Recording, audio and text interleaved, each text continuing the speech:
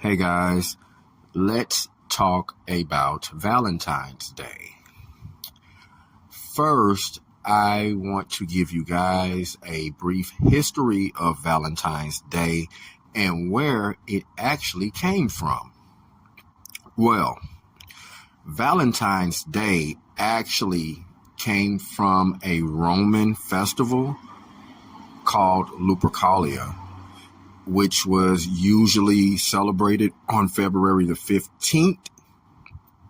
The origins of the festival are obscure. There is a lot of speculation, but based on the sources that we have, this was a fertility rite. The festival was also associated with the god Faunus. And each Lupercalia began with the sacrifice by the Luperci of goats and a dog, after which two of the Luperci were led to the altar, their foreheads were touched with a bloody knife, and the blood was wiped off with wool dipped in milk. The ritual required that the two young men laugh. The sacrificial feast, after which the Luperci cut thongs from the skins of the sacrificial animals and ran in two bands around the Palatine Hill, striking with the thongs at any woman who came near them. A blow from the thong was supposed to render a woman fertile. In 494's Common Era, the Christian Church under Pope Gelasius I forbade participation in the festival. Tradition holds that he appropriated the form of the rite at the Feast of the Purification, celebrated on February 2nd, but it is likely that the Christian feast was established in the previous century. It had also been alternatively suggested that Pope Gelasius I replaced Lupercalia with St. Valentine's Day, celebrated on February 14th, but the origin of that holiday was likely much later. Now, how did we get from that to where we are now? Right? Well, I'll give you another quick history lesson, guys. All right. Well, this actually came from a poet by the name of Geoffrey Chaucer. He was best known for writing something called the Canterbury Tales. This was very well known at the time period. It is generally accepted that the date of February 14th first became associated with romantic love and various celebrations of love within the literary circle. Chaucer's Parliament of Fowls is one of the earliest known Valentine poems. Parliament of Fowls is a 699-line poem about birds choosing their mates. Might seem like an unlikely source for what is now a $20 billion holiday industry, but the poem may have originally been written to honor a grand occasion, the marriage of King Richard II of England and Anne of Bohemia, after 5 years of negotiations. Now, the poem referenced three eagles, in fact, vie for the hand of this single female eagle, and since no conclusion is found, the marriage is postponed.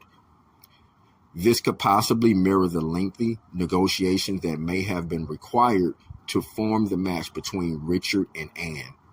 While the royal marriage was more political alliance than love match, the type of love described in the poem is more in line with modern views on romance. The poem explores ideas about nature and natural conduct as opposed to the artificial codes of conduct adopted by those who consider love that can be ruled and regulated. Sometimes those codes of conduct can lead to disaster. Think of any kind of unrequited love.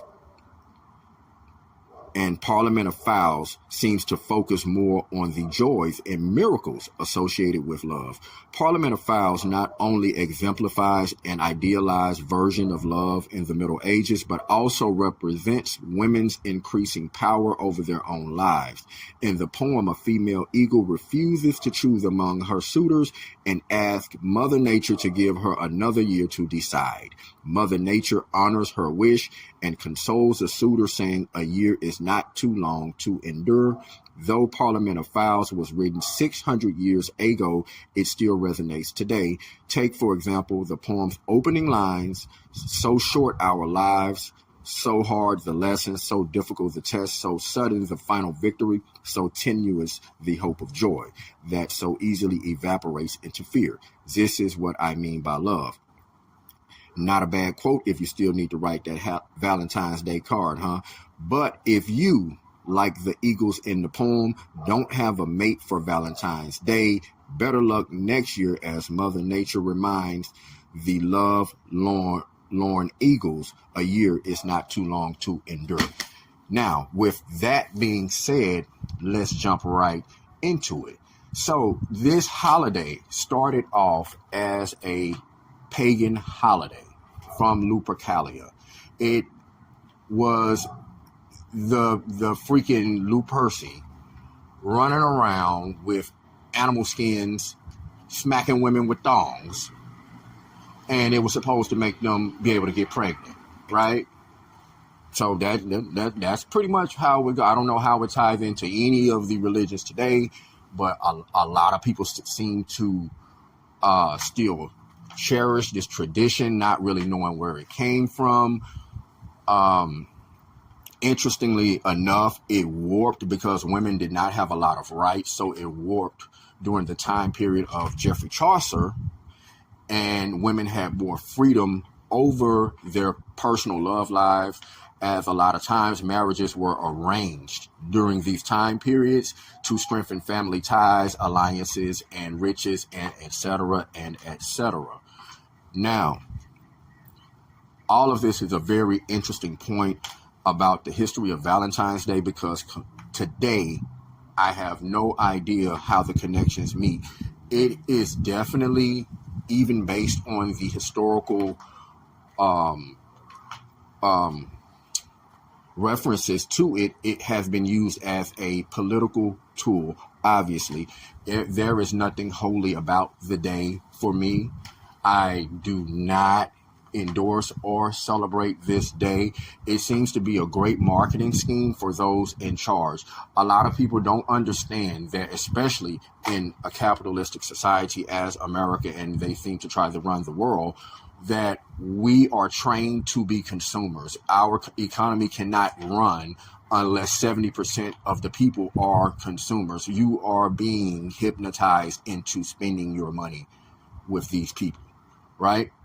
And I believe Valentine's Day is another way of using social manipulation to get us to spend our money.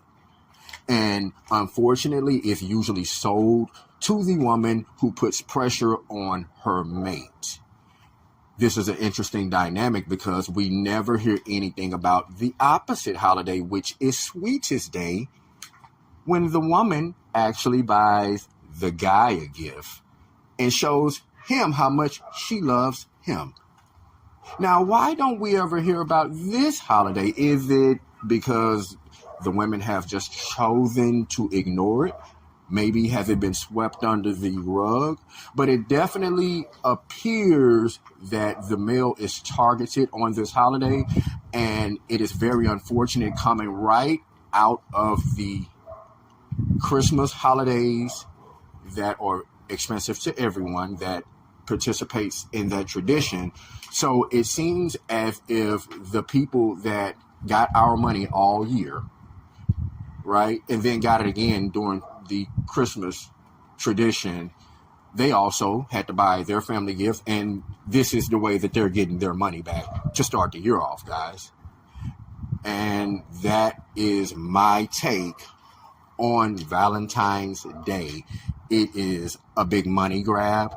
It is a big sucker pool financially And there are a lot of mature women that can see through this. I would really like to have a discussion about this with any of you guys, just to get your opinions on Valentine's Day. I personally think it is overrated and just another way to get our money, because when you love a person, Valentine's Day is not one day of the year. You don't pick out one day to be loving. And if you have to do that as some type of discipline, then maybe it's not love, huh? I mean, isn't that what an anniversary is for? You have all these other occasions, and we don't need another outside source dictating what days are sacred to us, because the people that we love, they're sacred to us every day. So we don't need this marketing scheme to constantly steal our money. I do not endorse it, but that is what Valentine's Day is. Please, let me know your thoughts and reflections on this subject in the comment section, and I will talk to you guys soon. I am Twaun X. This is the Double Take Podcast. Please take the time to like the video and subscribe to the channel to get immediate notifications of my future videos. Thank you and have a great day.